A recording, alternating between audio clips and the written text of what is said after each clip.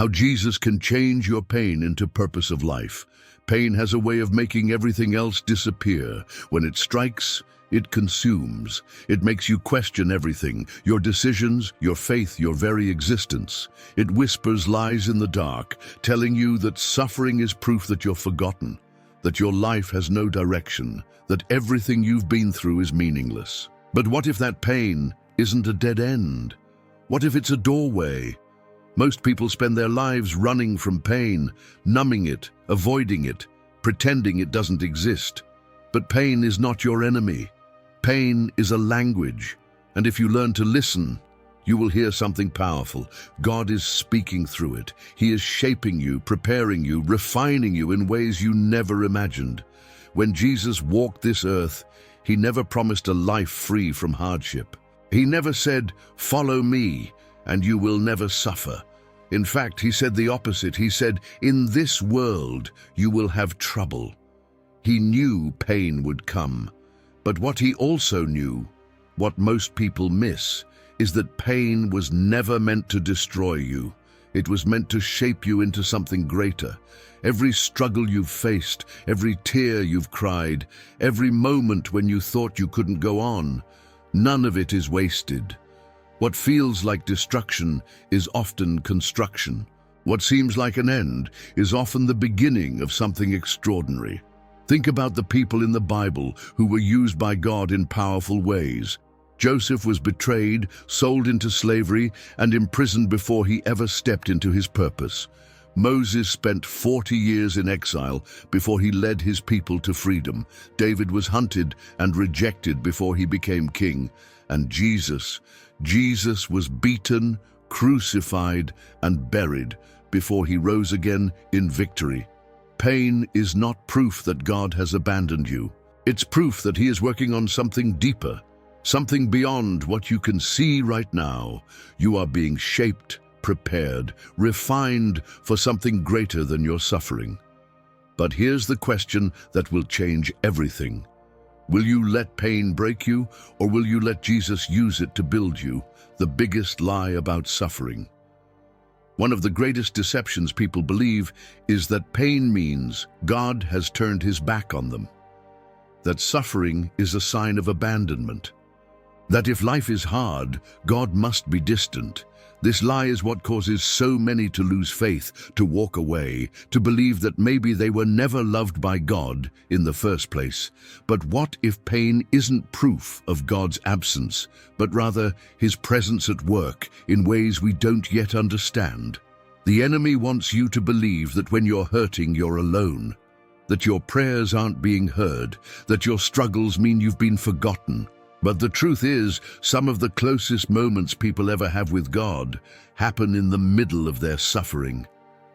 Because pain does something that comfort never can. It forces you to search for something beyond yourself. Look at the people in Scripture who went through deep suffering. Job lost everything, his wealth, his family, his health, and yet, in his most broken state, he encountered God in a way he never had before. Paul, who suffered shipwrecks, imprisonment, beatings, and rejection, said that his suffering wasn't a sign of defeat, but a reason to rejoice, because it drew him closer to Christ. Even Jesus himself cried out on the cross, my God, why have you forsaken me?" In that moment, he felt the weight of separation, the deepest suffering any soul could ever endure. And yet that moment of agony was the very thing that brought salvation to the world. If suffering meant God had abandoned us, then Jesus himself would have been abandoned, but he wasn't, and neither are you. The biggest lie about suffering is that it has no purpose. But here's the truth. Pain is not the end of your story. It's the place where God begins something new. What you are walking through right now is not a sign that God has left you. It's a sign that he is working on something deeper than you can see. The real question is, will you let suffering push you away from God, or will you let it lead you straight into his arms? Pain as the catalyst for spiritual growth. Comfort never creates change. No one grows when life is easy. No one discovers their true strength when everything is going their way. It is in the struggle, in the breaking, in the moments when you feel like you have nothing left, that God does his greatest work. Pain is not just something to endure, it is something that transforms. Think about how fire refines gold. The heat is not there to destroy it, but to purify it, to burn away everything that doesn't belong, leaving behind something stronger, something more valuable. That's exactly how God uses pain in our lives. He allows the fire not to consume us, but to shape us, to prepare us, to refine us for something greater. Some of the strongest, most unshakable people of faith are not those who have had easy lives. They are the ones who have been through deep suffering and yet chose to hold on to God. They are the ones who have lost everything but still found peace. They are the ones who have walked through the darkest valleys but still found light because they realized something most people never do. Pain can either break you or build you. Look at Peter. He thought he was strong, that his faith was unshakable. But the moment Jesus was arrested, Peter crumbled. He denied Jesus 3 times, filled with fear and shame. But after his greatest failure, Jesus restored him, transformed him, and turned him into one of the boldest preachers the world has ever seen. His pain didn't disqualify him, it prepared him. Look at Paul. He wasn't shaped by an easy road. He was shaped by suffering, beaten, imprisoned, shipwrecked, abandoned. Yet every trial made his faith more unshakable, his message more powerful, his purpose clearer.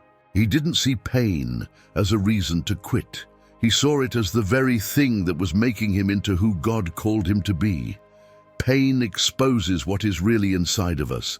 It brings out our doubts, our weaknesses, our fears. But that exposure is not meant to destroy.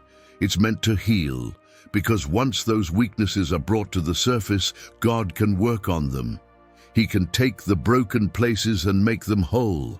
He can take the fear and turn it into courage. He can take the suffering and use it to build something stronger than ever before. Every trial, every heartbreak, every loss is an opportunity. It is a choice. You can let it turn you bitter, or you can let it make you better. You can let it push you away from God, or you can let it drive you straight into his arms. The ones who grow, the ones who become unstoppable, are not the ones who avoid pain. They are the ones who allow God to use it.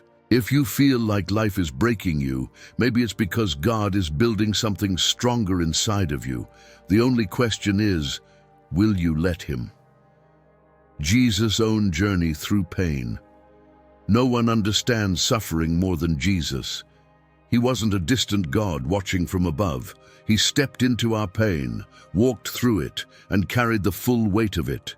He knows betrayal, rejection, loss, and deep agony. He wasn't spared from suffering, and yet he never let it break him. Instead, he used it to accomplish the greatest act of love the world has ever seen. From the moment he was born, his life was marked by struggle. He entered the world not in a palace, but in a manger. He grew up in obscurity, worked with his hands, and lived among the very people he came to save. He saw suffering firsthand. He wept at the tomb of Lazarus. He felt the heartbreak of those around him, but his own suffering reached its peak on the night he was betrayed. In the Garden of Gethsemane, Jesus faced a moment of overwhelming anguish. He prayed so intensely that his sweat became like drops of blood. He cried out to the Father, knowing what was coming: the beatings, the mockery, the nails, the unbearable weight of the world's sin. He asked if there was another way, but in the same breath he surrendered. Not my will, but yours be done. That was the moment of ultimate trust. Then came the betrayal. One of his closest friends, Judas, handed him over for silver. Another, Peter, denied even knowing him. The rest scattered. He stood alone as he was falsely accused, spit on, beaten beyond recognition. They mocked him, pressed a crown of thorns into his head, and led him to the place of execution.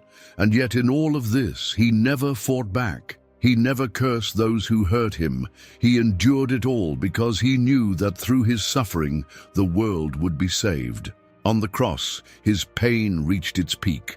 nails through his hands and feet, struggling to breathe, surrounded by a crowd that mocked him. He cried out, my God, why have you forsaken me?"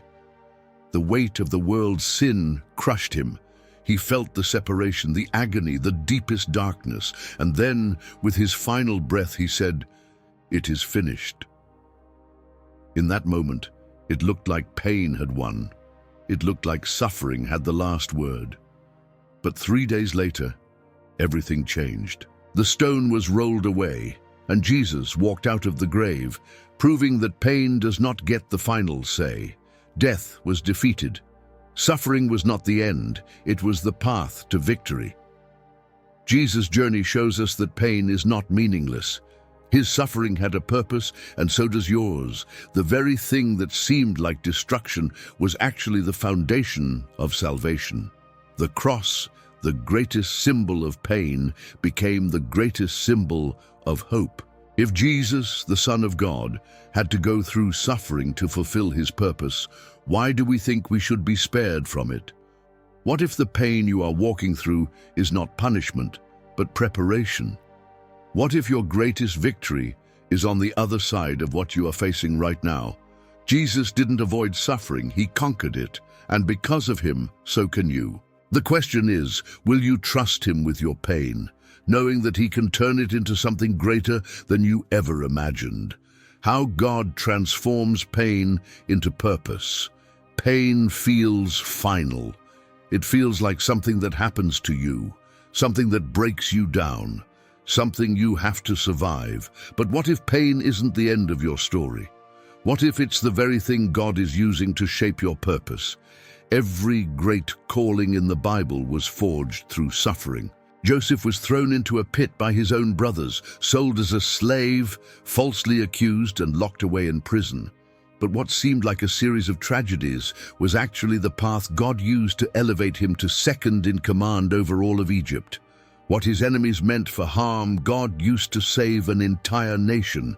Moses spent 40 years in the wilderness, running from his past, feeling like his life was over. But in that place of isolation, God was preparing him to lead his people to freedom.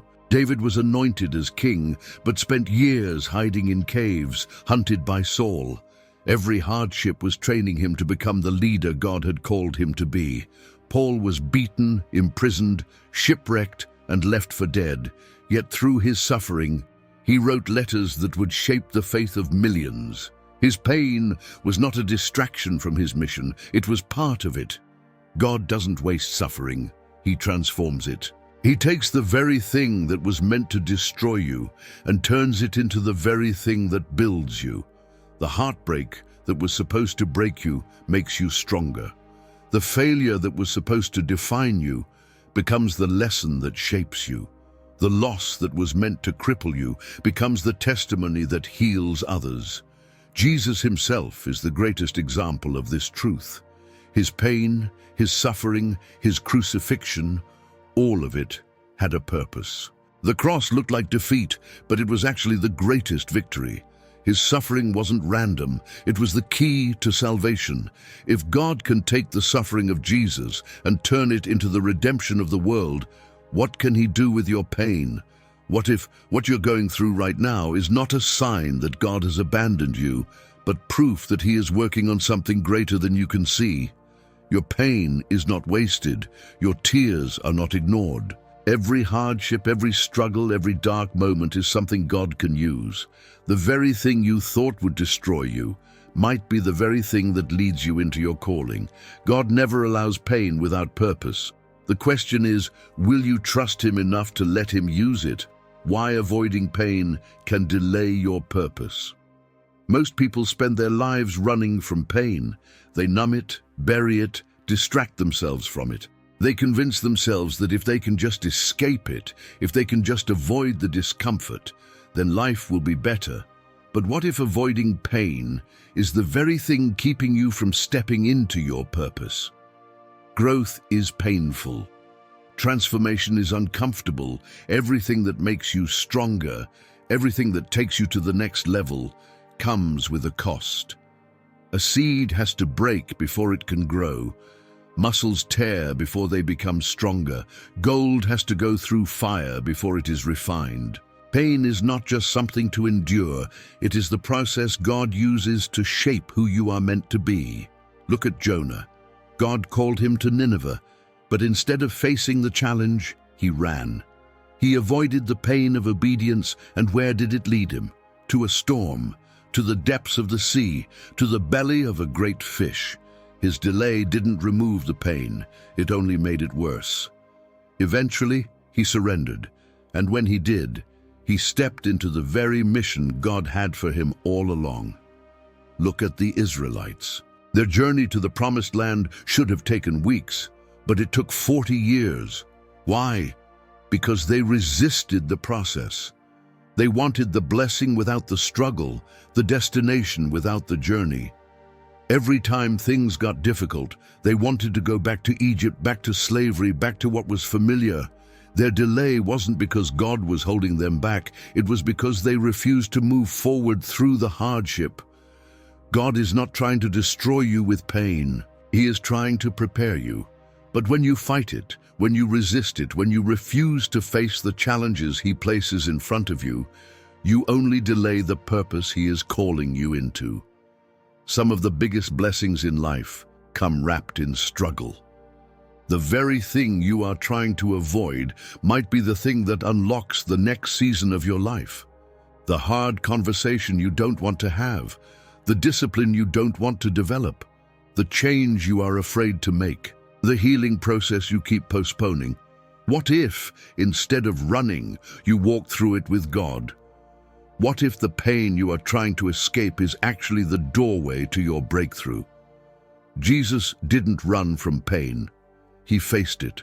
He embraced the cross because he knew what was on the other side of it. He knew that the suffering was temporary, but the purpose was eternal.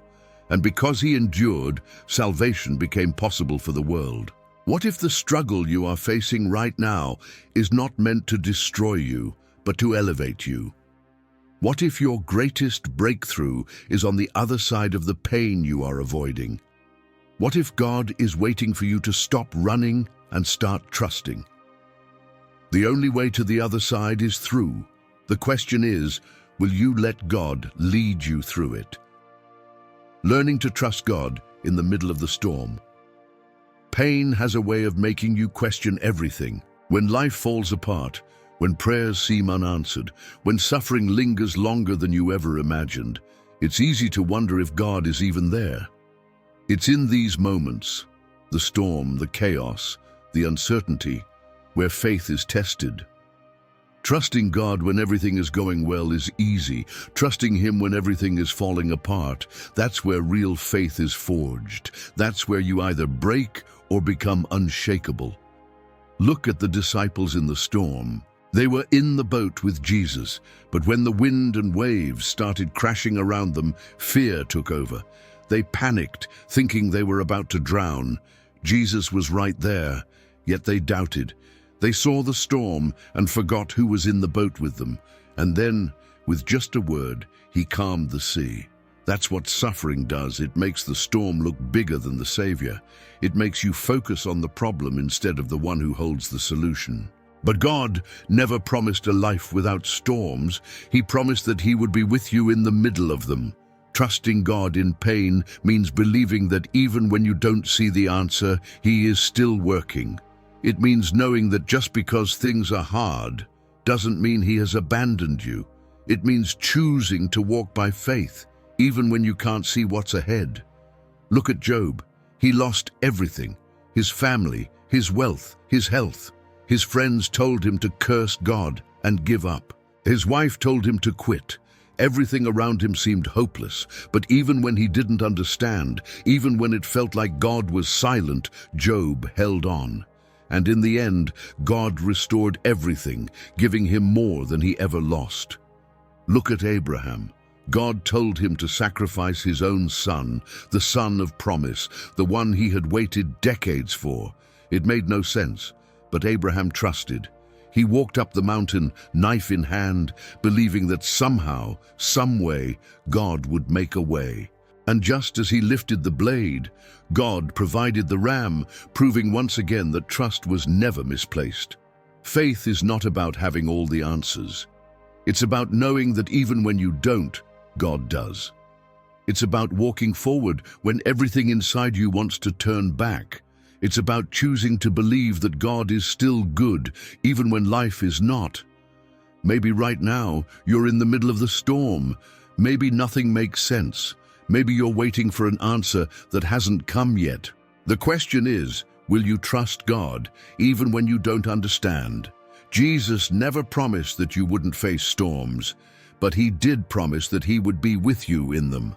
The wind may rage, the waves may crash, but the one who commands the sea is standing beside you. The real question is, will you focus on the storm, or will you focus on the one who has the power to calm it? Practical steps to let Jesus redeem your pain. It's one thing to hear that God can use your pain for a greater purpose, but it's another thing to actively walk in that truth. If you truly want to see your pain redeemed, there are practical steps you must take. Jesus doesn't force his healing into your life. He invites you to participate in the process. The first step is surrender. Pain has a way of making us want to control everything. We want to fix it, avoid it, or escape it. But true redemption only begins when we stop fighting God and start surrendering our pain to him, when we let go of our need to understand it all and trust that he knows what he is doing. Jesus said in Matthew chapter 11, verses 28 to 30, "Come to me, all you who are weary and burdened, and I will give you rest." Surrendering doesn't mean giving up. It means giving it to God, trusting that he will use it for his glory and your good. The second step is to change your perspective. Pain often blinds us to the bigger picture. We get caught up in the immediate hurt, in the circumstances, and we forget that God is always working behind the scenes.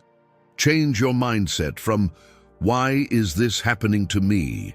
to, "What is God trying to teach me through this?" Pain is not meaningless, and God uses it to refine us. Ask yourself, what lessons can I learn from this season? How can I grow through this struggle? Next, you must choose faith over fear. It's easy to let fear take over when things are hard. Fear tells you that your pain will never end, that you'll never make it through, that you're alone.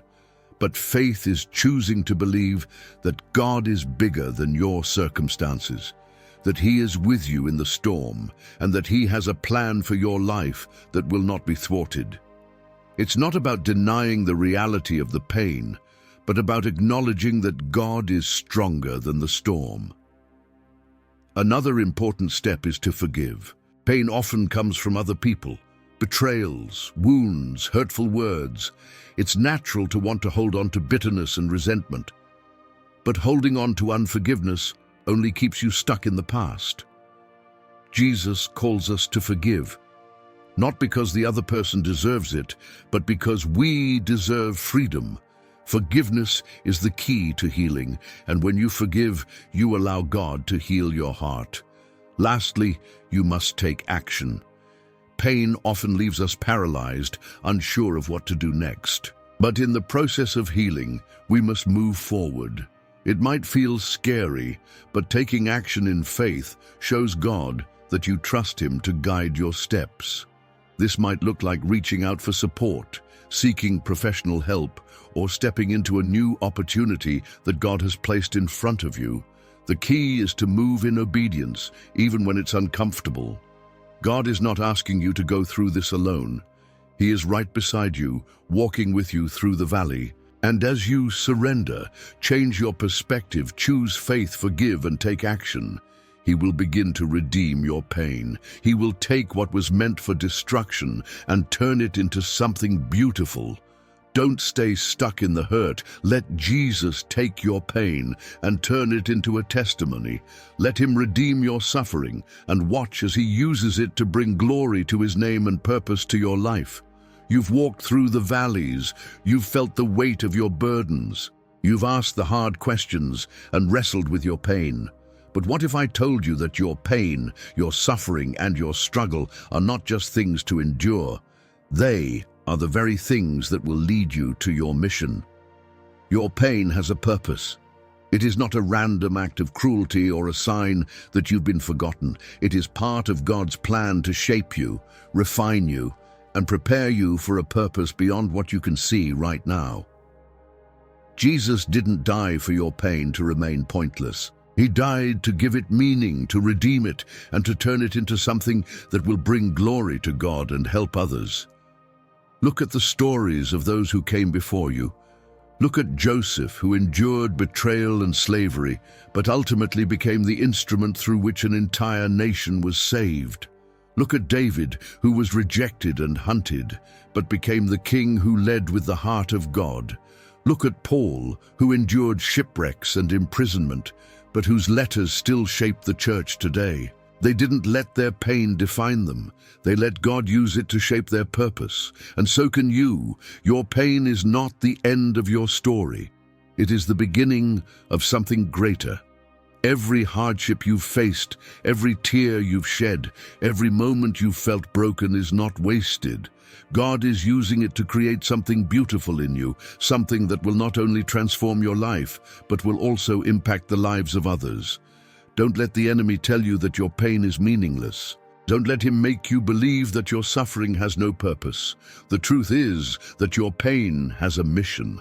It is the very thing that will equip you to help others who are walking through the same darkness. Your brokenness will become the bridge to someone else's healing. God doesn't waste anything, not even the pain you've been through. He will use it to fulfill his greater purpose in your life. The question is, will you allow him to redeem it? Will you let him take your pain and turn it into purpose? Will you trust that just as Jesus turned his suffering into salvation for the world, he will use your pain to do something extraordinary? Your pain has a mission, and you are not alone in it. Jesus is with you, walking beside you, using your struggles to prepare you for the future he has designed for you. Embrace your pain, surrender it to him, and watch as he transforms it into something powerful. This is not the end. This is just the beginning.